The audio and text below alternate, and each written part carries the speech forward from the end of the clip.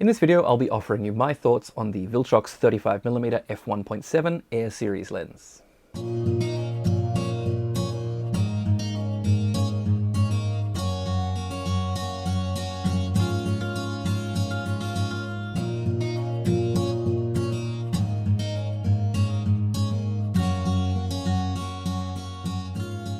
Hi everyone and welcome back to my channel. In this video we'll be taking a look at Viltrox's newly released 35mm f1.7 Air series lens for APS-C systems. Now, as with all of Viltrox's lenses, there are several mounts available and you can check those on their website. But I'll be looking at the Fujifilm X mount version because those are the cameras that I use. Now, while seeing another quote-unquote normal lens hit the market with a slightly different price point, a slightly different aperture value, and a slightly different optical performance could be seen as a little bit boring and unnecessary, the way that I like to look at this lens is that it's an addition to a lineup that Viltrox is fleshing out. So they're no longer just sort of tossing lenses onto the market in the hope of quick sales or that one might become popular. They're building a lineup of lenses that look and feel the same. Now, Viltrox is basically building a solid brand with both entry-level and high-end lens collections now, and soon enough a Fujifilm X system photographer will be able to basically build out an entire suite of prime lenses from Viltrox,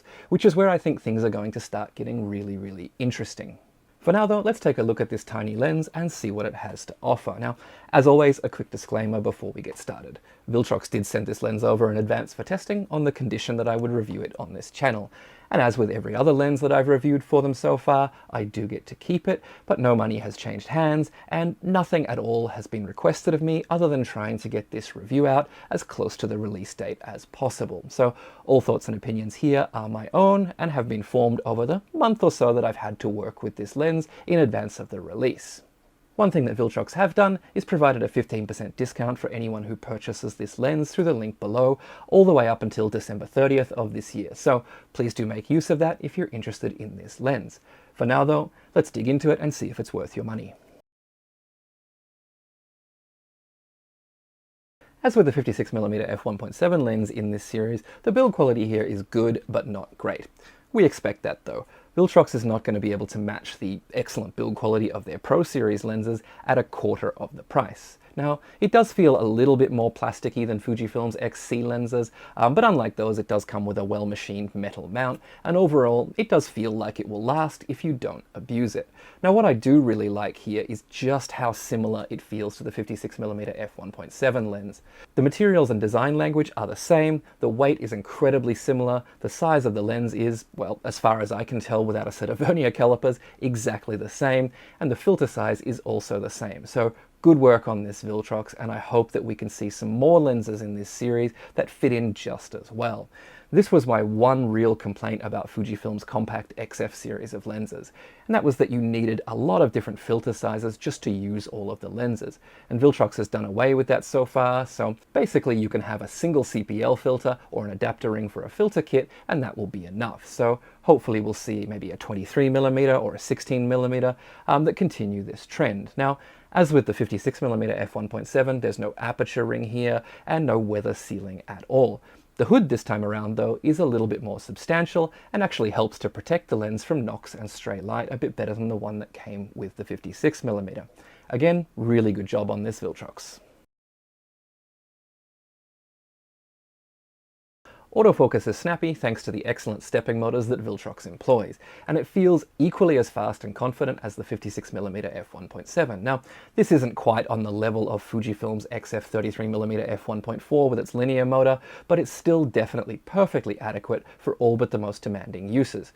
In street photography, portraiture, or any other situation that I've used the lens in so far, AFS has been just fine and hasn't got in my way at any point. Tracking with AFC has also been really good in my experience. It does a great job of following along with moving subjects, but not quite as good a job as the excellent 56mm f1.7 in this series. I noticed a few more out of focus images when tracking with the 35mm than I did when tracking with the 56mm, which is an absolutely stellar performer, but hopefully Viltrox will be able to bring this new lens up to that standard as well with a future firmware update. For now though, I'd say it's great, but it's not perfect. Wide open, the lens displays really good sharpness in the center of the frame. It gets slightly better by f2 and then excellent by f2.8, and I really can't see any improvement after that. It's a really good performer in the center of the frame. The corners are slightly soft wide open, but again, begin to improve slightly by f2 and continue to improve all the way down to f8. They're definitely good and on par with what we'd expect from a fast normal lens, but they're nothing spectacular. Overall, sharpness is better in both the center and the corners than Fujifilm's 35mm f2 lenses, and in the center of the frame, I would say it's equally as good as Fujifilm's 33mm f1.4 from f2 and onwards.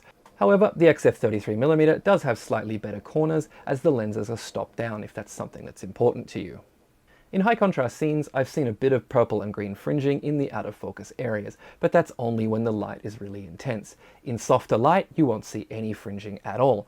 It's definitely within the realms of acceptable for a fast normal lens, and nothing worse than you'd see with, for example, Fujifilm's XF35mm f1.4. For most purposes and most photographers, I really can't see this ever being something that you'd need to worry about. Comb and astigmatism are really well controlled, even in the extreme corners of the frame, so this could be a good option for perhaps astrophotography, or maybe people who like to, say, walk around a city at night and use the lens wide open. Taking a look at the bokeh balls, we can see that they're quite round in the center and have a little bit of cat's eye towards the corners of the frame. Now by f2, the cat's eye shape starts to disappear, and by f2.8, all of the bokeh balls all the way across the frame begin to take on a slight polygonal shape.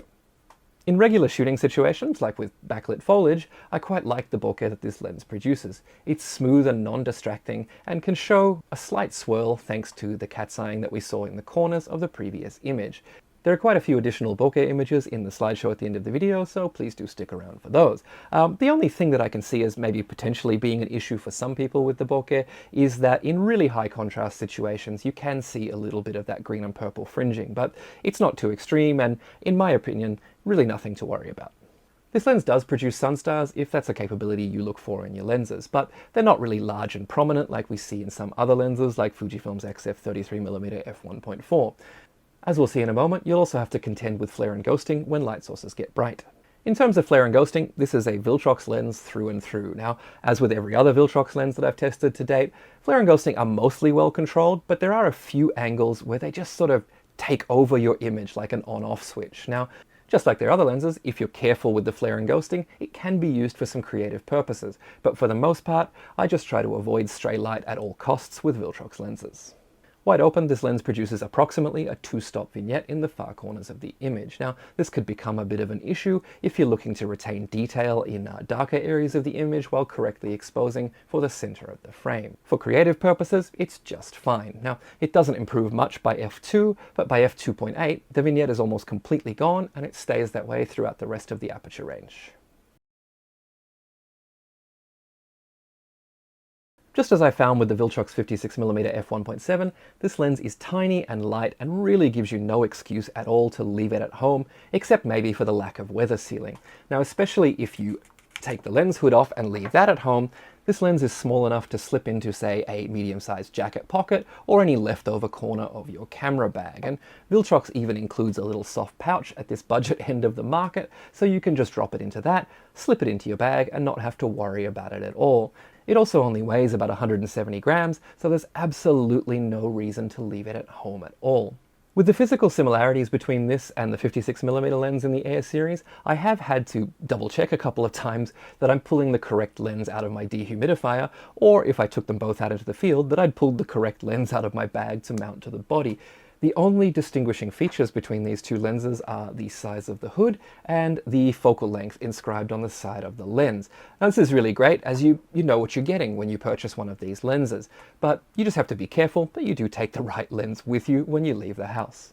My personal preference goes to having an aperture ring on any lens that I use, as that's what my muscle memory is used to when using a Fujifilm camera, so I'm always a little bit caught off guard when a lens doesn't have one. And of course, this is just a personal thing and it may not bother you at all, but it trips me up every time when I switch between a Fujifilm XF lens and something like this that doesn't have an aperture ring.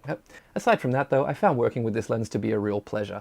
It focuses quickly and accurately, which inspires confidence that the lens will just do its job, get out out of the way and you'll be able to go home with sharp images without having to worry or sit there checking your images before you leave a scene. When using this lens on my tiny X-T50, it balances extremely well and makes for a great pairing. On larger bodies like the X-T5 or the X-H2S, you can barely even notice the lens at all, which is a stark contrast to Fujifilm's XF33mm f1.4. Much like the 56mm lens in this series, the 35mm f1.7 is a lens that, for the price, has very few downsides. It brings that same rapid autofocus, the same great image quality, and that same really good build quality. But as with all Viltrox lenses though, it does suffer fairly heavily from flare and ghosting at certain angles, and as part of the Air series of lenses, it doesn't have any weather sealing whatsoever or a physical aperture ring. If we compare it to some of the Fujifilm lenses that I've used at this focal length, I would actually rate this quite highly among them. Now Fujifilm's XC 35mm f2 is probably the closest competitor, but I would say that this lens is actually a better value proposition because of its superior image quality. For a little over double the price, you can get Fujifilm's XF version of that f2 lens, which has the same image quality as the XC version, but with far better build quality. It also has full weather sealing and an aperture ring. Of course, all of Fujifilm's native lenses also have that inbuilt profile that allows you to automatically correct your images in camera for things like vignette and a couple of other aberrations as well. So if you are a JPEG shooter, that might be something worth considering. Now, in an upcoming video, I will be pitting this lens directly against a couple of Fujifilm's lenses, as well as against a couple of the 33 to 35mm sort of quote-unquote normal lenses that are available on the market from other manufacturers. For now though, I really can't see any good reason, especially if budget is a concern, not to add this lens to your Fujifilm kit. But as always, I hope you've enjoyed this video. Thanks for watching, and if you do have any questions, please let me know in the comments, and enjoy the slideshow.